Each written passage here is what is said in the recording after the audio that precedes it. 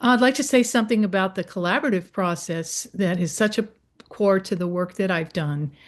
Interesting, the word collaborative is perhaps kind of a contemporary way of describing a relationship between the publisher who, uh, in one of the most important ways, the role would be to fund and also to distribute the book. And also as a book artist, a book maker, and for myself also as a someone who has been able to work together with many artists and writers over time and sort of bring that history to what I do. This starting with speaking with Laura about what was possible, who was available, what she was thinking, and about a relationship between two artists, and then inviting those artists who I did not know, and then meeting them, but most importantly, meeting their work so that I got to see reproductions. I never have been able to see the original, which is also really interesting because you're a step removed from the original art when you're looking at photos, but at the same time, there's imagination comes into play. Sort of how does the viewer view these, and how would I view them if they were full size, and how do they appear now, and how can I enhance these small images to give them as much life as possible, more of the life that they have in an exhibition or on the wall. So in this book, I'm providing the actual images, but at the same time of the work, but at the same time providing a background or something flowing between them that will help bring them together as a group.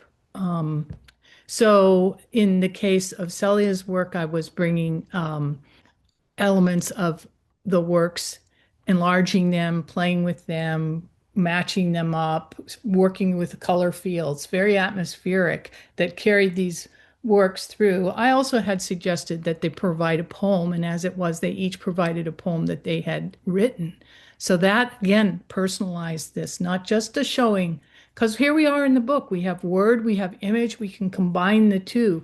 And that is something that was so important to me and has been so important in my work. So they each wrote a poem, and then I talked with Laura, and we agreed it would be great if they would be in conversation with one another in the section of the book which is titled Tlacuila Visions Palabra. So they're talking with one another, they're sharing ideas back and forth. And it's not a literal, conversation, it's an actual them thinking about different aspects of their work, and how then we see how they contrast and compare to one another with those words.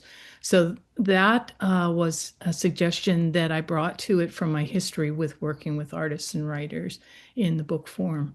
And then I just brought the images and all this together visually in a way that is not common for me. This is a real opportunity for me to work with um, a, a digital format, a digitally printed, using photographic material to create a book, which has myriad colors and all kinds of things that, as a letterpress or a relief printmaker, which you'll find is the most common way that I present my work, limited edition artist books, I just can't do all this jazzy stuff. I can do jazzy stuff, but it's not this jazzy stuff. It's not someone else's voice, and it's not myriad colors and styles. So I just love this opportunity to each of them sequence their work for me, and then I placed it within the context of this format, which was born out of